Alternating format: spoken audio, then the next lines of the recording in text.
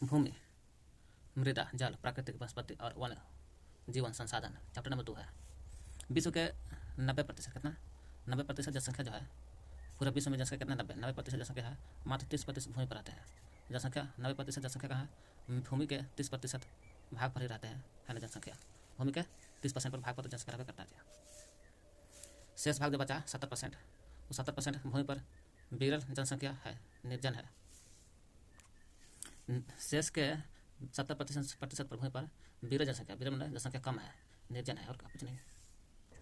कह रहे हैं भूमि भूमि भूमि भूमि एक प्राकृतिक संसाधन है। कैसा है, प्राकृतिक संसाधन है। भूपृष्ठ, भूमि जो है प्राकृतिक संसाधन है। भूपृष्ठ के टोटल क्षेत्रफल मतलब कि भूमि के जितना क्षेत्रफल है ना, उसका 30% भाग भूमि है। यानी कि हम कह सकते हैं पूरा भूमि है 100 का 30% भाग तो भूमि है, और 30% पर ही भूमि पर ही जनसंख्या लोग 90% जनसंख्या है यहाँ। 30% भूमि है, उसका 90% जनसंख्या है। भूमि के उपयोग, भूमि कृषि कार्य में काम आता है। क्या चीज़ में काम आता है, कृषि कार्य में, वन की मान जंगल वंगल लगाने में, सड़क ETC निर्माण में काम आता है भूमि। भूमि का निर्धारण करते हैं कैसे, भूमि का निर्धारण करते हैं हम लोग, है ना, भौतिकी कारक पर से निर्धारित करते हैं। किस कारक से निर्धारित करते हैं, तो भौतिक कारक से। आश्लाकृति, मृदा, भौतिक कारक मान जाता है आश्लाकृति, यही मृदा से पता करता है कि मृदा वहाँ कैसा है, नहीं है, भूमि का, है ना। जलवायु पर निर्भर करता है ना, खनिज, जल की उपलब्धता, क्या कैसा आश्लाकृति, मृदा, जल की, जल से भी पता कर, जलवायु मैंने जलवायु से पता चलता है कैसा मिट्टी है, खनिज से, जल की उपलब्धता से। स्वामित्व के आधार पर भूमि के प्रकार, तो स्वामित्व के आधार पर भूमि के प्रकार देखा जाए तो 2 प्रकार से होता है। स्वामित्व के आधार पर भूमि का तब, है ना, 2 प्रकार से, निजी स्वामित्व भूमि, है ना, अगर सामुदायिक भूमि, निजी होता है और सामुदायिक होता है। निजी माता है व्यक्ति के होते हैं निजी, जैसे घर हो गया कोई व्यक्ति के। सामुदायिक में होता है कि किसी खास आदमी के नहीं, पूरे समाज के आदमी का हक होता है। जैसे स्कूल सभी आदमी का हक होता है, फील्ड हो गया फील्ड। अब चलते हम लोग भूमि संसाधन का संरक्षण, अगर भूमि के संरक्षण कैसे किया जाएगा, तो भूमि का संरक्षण करना है तो वन रोपण बने, वन पेड़ पौधा लगा करके भूमि उद्वार द्वारा होना चाहिए। भूमि का संरक्षण, रासायनिक कीटनाशक से छिड़काव कम करते रहिए, है ना। उर्वरक के विनियमित उपयोग, मैंने ऊपर भी उर्वरक का उपयोग कर रहे हैं, विनियमित उपयोग करो, है ना। उसके मैंने कोई जीव वाला मैंने का डालना है उर्वरक के विनिमय उपयोग, क्या कहते हैं, भूमि द्वार, रासायनिक कीटनाशक, उर्वरक के विनियमित उपयोग, अतिचारण समय पर रोक। अतिचारण कह रहा है, अतिचारण चारण से नहीं है, अतिचारण, ज़्यादा चारण नहीं होना चाहिए। भूस्खलन, मृदा, भूमि के निम्नीकरण बताइए। भूमि के निम्नीकरण, भूस्खलन, मृदा अपरदन, मरुस्थलीय पर्यावरण। भूस्खलन मृदा जो हो रहा है, इससे भी भूमि का निम्नीकरण हो रहा है।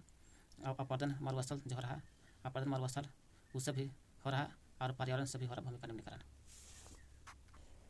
कर रहा है साझा सामुदायिक भूमि को साझा संपत्ति संसाधन भी कहते हैं। इसको साझा संपत्ति संसाधन कहते हैं। साझा है सबका, स्कूल तो सबका साझा है ना। जैसे इसमें आ जाता है चारा, फल, नट या औषधि बूटी, जड़ी बूटी सब आता है।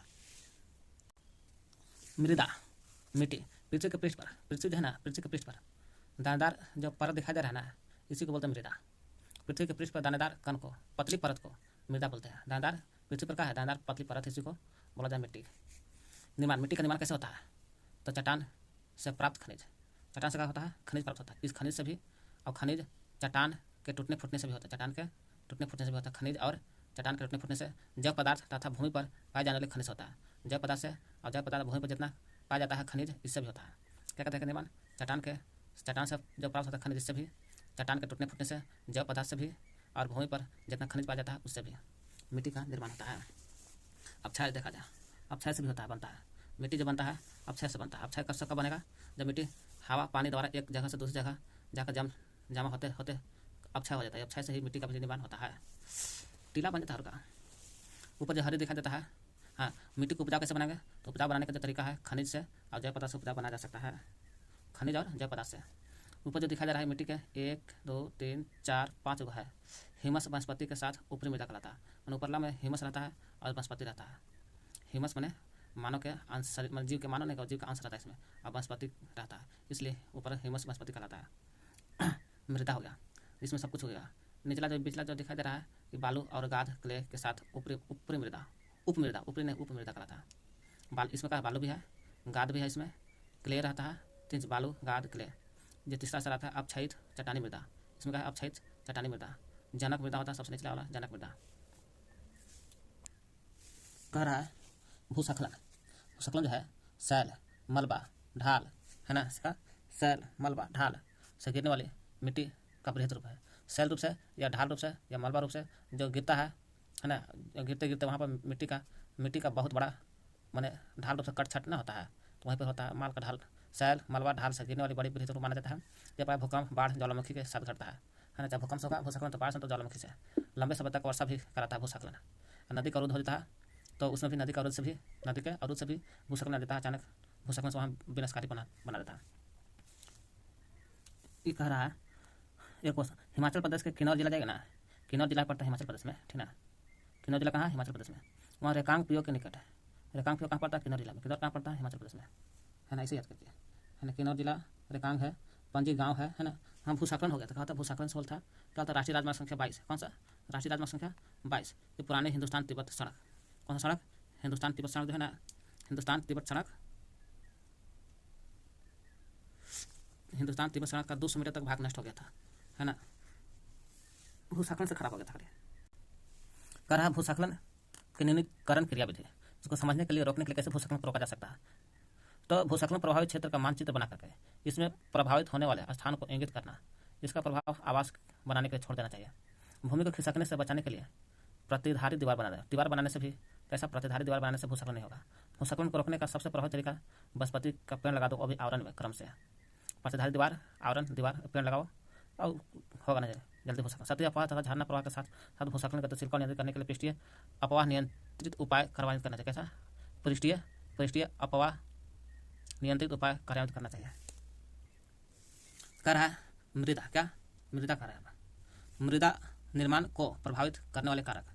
मृदा निर्माण जो भी करता है वो प्रभावित करता है, कौन कौन कारक वही बता रहे हैं अपना।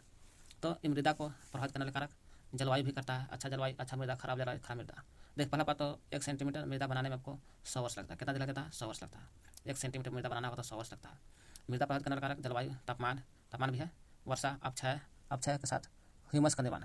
अच्छा ह्यूमस रहेगा, ज़्यादा ह्यूमस रहेगा तो ज़्यादा मृदा बनेगा।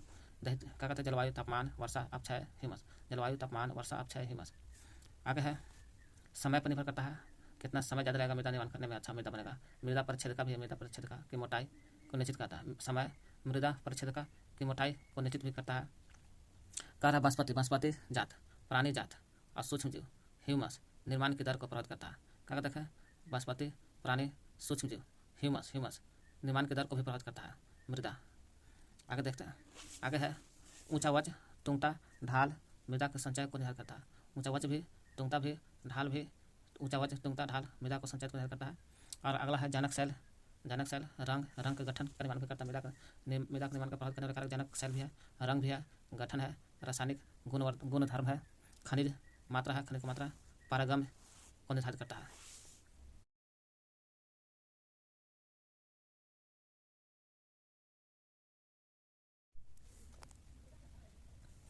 कह रहा है भारत में मृदा के प्रकार।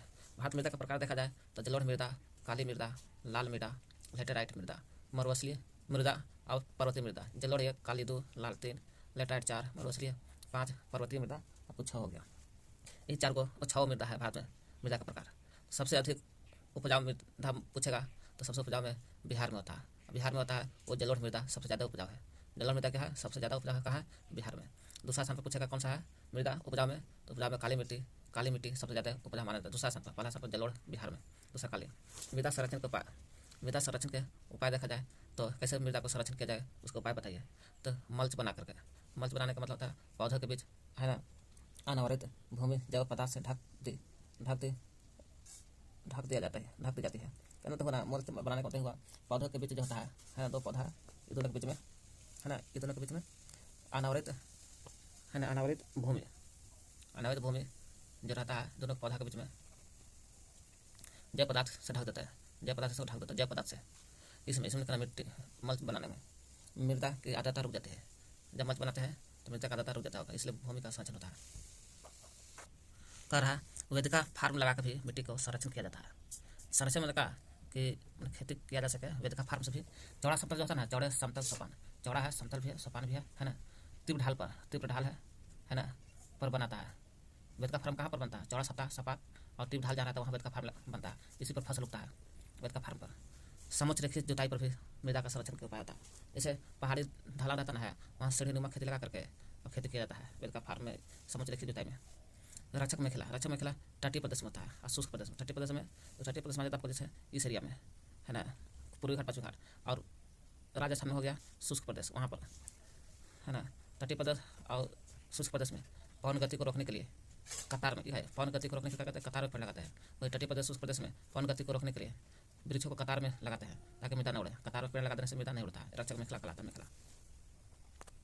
कह रहा है समोच्च रेखीय रोधिका। क्या है? समोच्च रेखीय रोधिका।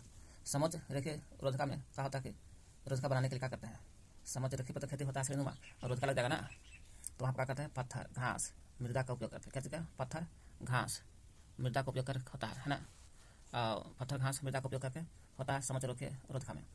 इसमें क्या होता है ना कि रोधिकाओं के सामने जब पत्थर घास और मृदा का उपयोग करते हैं तो वही रोधिका बन गया। वही रोधिका के सामने सामने हम लोग क्या करते हैं कि जल रोकते हैं। जल रोक करके रोकने के लिए खाई बनाते हैं ताकि जल रुका रहे और माटी का कटाव ना हो सके। चट्टान बांध जल के प्रवाह को रोकने के लिए नलियों की रक्षा करती है। नली की रक्षा करता है, मृदा की क्षति को रोकता है। जल प्रवाह होने लगता है तो चट्टान से बांध दोगे तो नली की रक्षा हो जाता है, नली में बहने की गति को कम हो जाता है, तो चट्टान के बांध कहलाता है। तो कहते हैं मृदा संरक्षण किया गया। फिर है लास्ट है आपको बीज की फसल उगाना है ना। अलग अलग समय पर देखा गया है भिन्न मतलब अलग अलग फसल उगता है। ठंडा के दिन में कुछ, गर्मी के दिन में कुछ, वही कतार में उगाई जाती है। वही कह रहा है अलग अलग समय पर विभिन्न फसल कतार में उगाई जाती है ताकि बीज की फसल मजबूत बना रहे। मतलब जैसे बीज की फसल का एक साल खेती के दूसरा साल खेती मत करो तो बीज की फसल खाली रह जाएगा, तो बीज की फसल होगा और कहीं होगा। वही कह रहा है बीज की फसल उगाने के लिए कि बीज की फसल उगाने में तो ही वर्ष दोहन से मृदा सुरक्षित रहता है। वर्ष दोहन से मिट्टी सुरक्षित रहता है, मृदा सुरक्षित रहता है। वही सुरक्षित रखने के लिए अलग अलग समय पर अलग अलग फसल एकांतर क्रम में फसल लगाते हैं। किस तरह क्रम में? एकांतर क्रम में फसल लगाते हैं। एक साल खेती की तो दूसरा नहीं करेंगे, तीसरा साल करेंगे, तो चौथा साल नहीं करेंगे, पाँचवा साल करेंगे। यही एकांतर क्रम हो गया। 1975 में क्या बोल रहा है, 1975 में जल की खपत है ना 3850 घन किलोमीटर प्रति वर्ष थी। प्रति वर्ष मतलब का एक वर्ष में देखा जाए 3850 घन किलोमीटर जल की खपत था। कब की बात है? 1975 की बात है। अब 2000 में, ये 2000 में अभी देखा जाए तो 6000 3850 में 3000 से सोचिए 6000 लगभग हो गया घन किलोमीटर प्रति वर्ष है अभी 2000 में पानी खपत है। जल पूछेगा जल क्या है? जल जो है जब भूपृष्ठ का मतलब होता है जमीन मिट्टी, वो का भूपृष्ठ का जितना पानी है ना पृथ्वी पर उसका 3/4 भाग जल है। 3/4 भाग पर जल है समझ लो, इसलिए जल ग्रह कहा जाता है पृथ्वी को। 3/4 भाग पर क्या है? जल है। 3.5 अरब वर्ष पहले जीवन महासागर में प्रारंभ हुआ था। कह रहा 3.5 वर्ष पहले देखा जाए 3.5 अरब वर्ष पहले के बाद 3.5 अरब वर्ष पहले की बात है कि जीवन की उत्पत्ति कहाँ होता है? महासागर में प्रारंभ होता है। महासागर का प्रारंभ होता है 3.5 अरब पहले वर्ष के बाद पहले की बात है। महासागर देखा जाए महासागर जो है महासागर पृथ्वी के सतह के है ना, वही महासागर जहाँ 3.5 अरब वर्ष पहले जीवन का प्रारंभ होता है वही पृथ्वी के सतह को 2-3 भाग से ढका है। महासागर कितना है? 2-3 भाग पर है ना। कहने मतलब पृथ्वी है ना, पृथ्वी के 2-3 भाग पर, तो समझिए कि यही है जो महासागर है ना। ये पूरा महासागर है, समझिए महासागर है सब 2-3 भाग पर महासागर है। महासागर जल लवणीय अलवणीय उपयोग नहीं होता है। महासागर का जो जल है लवणीय है, जो मानव के लिए उपयोग नहीं माना जाता है। इतने सोच लीजिए 2/3 जल पर पानी है। यहाँ कह रहा है कि 2/3 कितना है? 2/3 भाग महासागर है। अब यही कहेगा यहाँ तक, यहाँ कह रहा जल जो है भूपृष्ठ का 3/4 भाग जल है भूपृष्ठ का है ना। समझ में नहीं आ रहा है? यहाँ पर लिख दिया है 3/4, यहाँ लिख दिया है 2/3। देख लीजिए जो होता है 2/3 3/4 जो भी मात्रा है। जल महासागर का जल है लवणीय, जो मानव के लिए उपयोगी नहीं है। कितना मानव के लिए उपयोगी है भाई? 2.7% मानव का उपयोग होता है जल है ना। और 2.3% मानव के लिए उपयोगी है। उसका भी है ना 2/7 के भी देखा जाए 70% भाग बर्फ से ढका है। 2.7 का मतलब 2.5 मान चलो 70% भाग बर्फ से ढका है ना। हिमानी हो गया बर्फ में 70% चादर के रूप में ढका हुआ। आर्कटिक महासागर में कहा है आर्कटिक महासागर ग्रीनलैंड और पर्वतीय प्रदेश में पाया जाता है। कहाँ? पर्वतीय प्रदेश में पाया जाता है, जो मनुष्य के लिए बाहर है, मैंने उपयोग नहीं है। पूछेगा पृथ्वी पर 2.7 हो गया जल है, जो मानव को उपयोगी है या नहीं है, लेकिन होता है मानव 2.7 में 70% भाग कहाँ? हिमालय चादर आर्कटिक ग्रीनलैंड में पाया जाता है, पर्वतीय प्रदेश में पाया जाता है, जो मानव के लिए हानिकारक नहीं है। 1% मानव को उपयोग करता है। 2.7 में 1.7 हटा देगा तो 1% बचेगा। जल जो है जल भौम जल कहाँ मिलता है? जो मानव के लिए 1% जल है 2.7% उपयोग के लिए है। भौम जल के रूप में मिलेगा, जमीन के अंदर मिलेगा, नदी और झील में मिलेगा, और कहाँ मिलेगा? पृष्ठीय जल के रूप में भी मिल जाता है। पृष्ठीय जल के रूप में भौम जल, नदी, झील पृष्ठीय जल के रूप में मिलता है। भौम जल वायुमंडल में खोजेगा तो जलवाष्प के रूप में मिलेगा वायुमंडल में। एक टपकता नल जो है ना, एक टपकता नल, एक वर्ष में 1200 लीटर, कितना 1200 लीटर जल व्यर्थ होता है। बूंदे बूंदे जो पानी निकलता है ना, ये आपको 1200 लीटर जल व्यर्थ करता है साल भर में, सोच लीजिए। औसतन एक भारतीय नागरिक प्रतिदिन, माने एक भारतीय नागरिक है, रोज देखा जाए लगभग 150 लीटर जल का उपयोग कर लेता है। कितना 150 लीटर जल का उपयोग करता है, ऐसे एवरेज देखा जाए तो। टपकता पानी से 1200 लीटर साल भर में है, ये रोज के लिए 150 लीटर पानी उपयोग करता है मानव। पृथ्वी का सबसे अधिकतम मूल्यवान पदार्थ अलवनीय जल है। अलवनीय मतलब खारा जल नहीं, मीठा जल सबसे मूल्यवान पदार्थ है पृथ्वी का सबसे अधिकतम मूल्यवान पदार्थ क्या होता है? अलवनीय जल है। सौराष्ट्र प्रदेश जाओगे गुजरात में तो वहाँ मिलेगा अमरेली जाओगे तो वहाँ तालुका मिलेगा। तालुके में ही वही करा, यहाँ पानी खरीदा जाता है जिसे जल बाजार कहते हैं, वही करा। सौराष्ट्र प्रदेश में 1.25 लाख जनसंख्या वाला अमरेली शहर है। अमरेली शहर के पास तालुका से, कहाँ से? तालुका से पानी खरीदा जाता है, जो जल की बाजार कहते हैं। इसको क्या कहते हैं? जल की बाजार। सौराष्ट्र, अमरेली, तालुका 1.25 लाख है, जल के बाजार इसको कहते हैं। बोल मत। जल संसाधन के क्या है तो संरक्षण कैसे करेंगे? भारत में सबसे अधिक जूट कहाँ होता है? जूट के मामले में कहेगा तो पश्चिम बंगाल में होता है। जूट कहाँ होता है? पश्चिम बंगाल में जूट सबसे ज़्यादा होता है। बांस पूछेगा सबसे ज़्यादा कहाँ होता है? बांस तो असम में होता है। कहाँ होता है? असम में। जयमंडल बोले जयमंडल प्राकृतिक प्रत्येक वनस्पति वन्यजीव प्रत्येक वनस्पति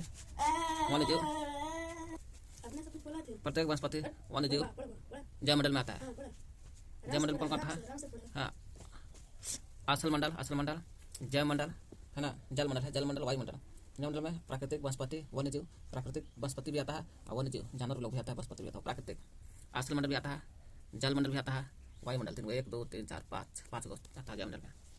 सभी का रहा, सभी जीव जो जीवित जीव है ना, और जीवित रहने के लिए सभी जीव का है, जीवित रहने के लिए एक दूसरे के ऊपर निर्भर करता है, और दूसरे पर निर्भर करता है उसको बोलते हैं परितंत्र है ना। जो बाघ सोता है कि बकरी पर, बकरी सोता है कि घास पर, यह परितंत्र हो गया।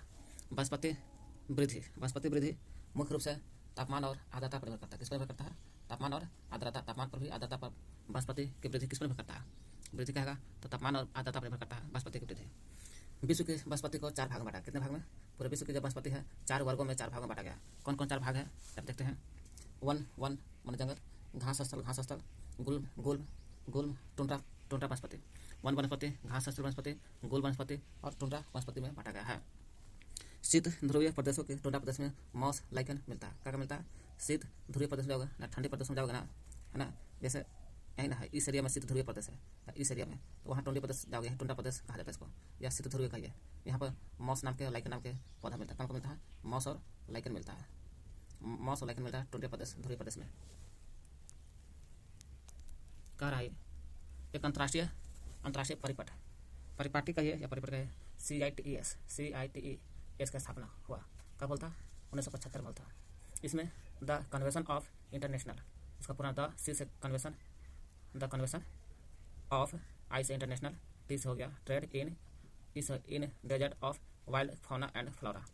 इसमें कहा था ना अंतर्राष्ट्रीय परिपट वाला में, CITE वाला में प्राणी और पक्षी के जो जाति है उसी को सूची तैयार करता है। किसका सूची तैयार करता है? प्राणी पक्षी के सूची तैयार करता है, प्राणी पक्षी के।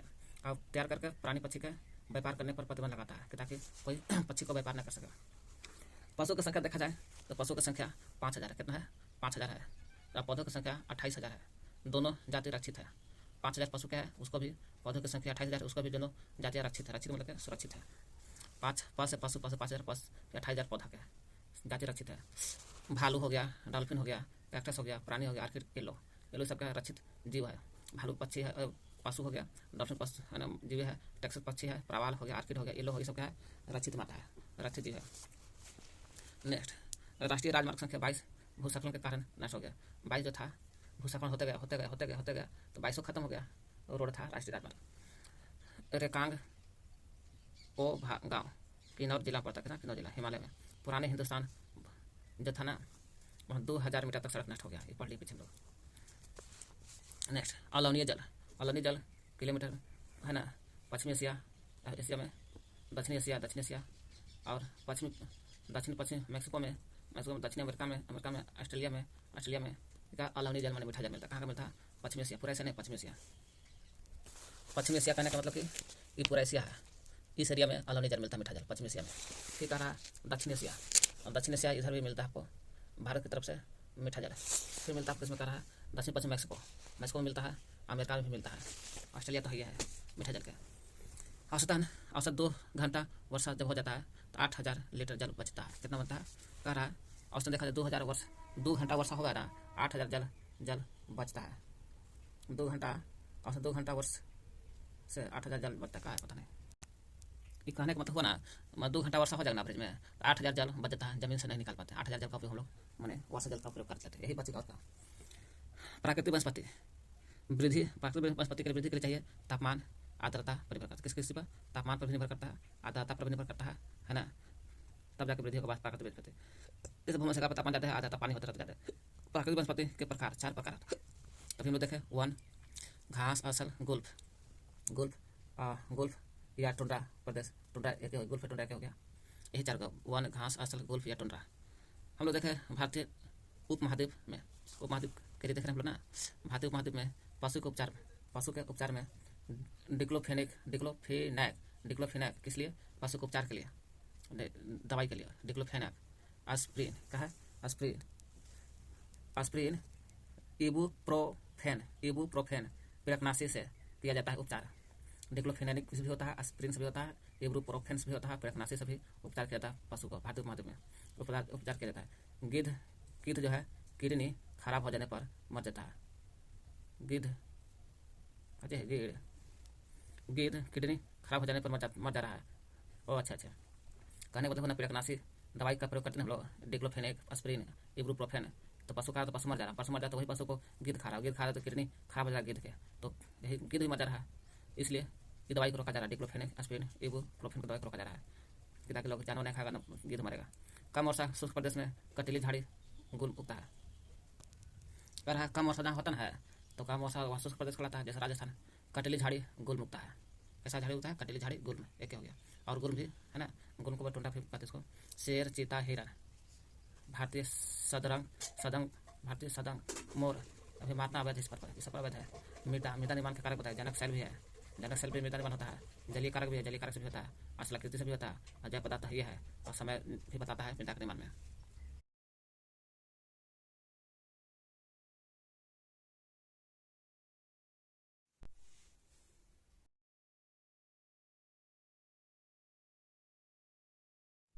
खनिज